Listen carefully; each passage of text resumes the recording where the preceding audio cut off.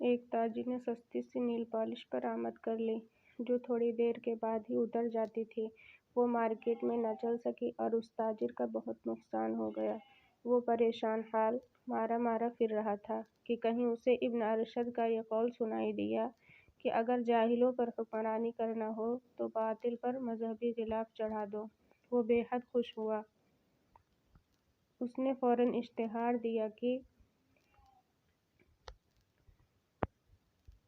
اللہ کے فضل و کرم سے ہم نے حلال نیل پالش منگوا لی ہے جو وضو کرتے وقت بآسانی سے اتاری جا سکتی ہے۔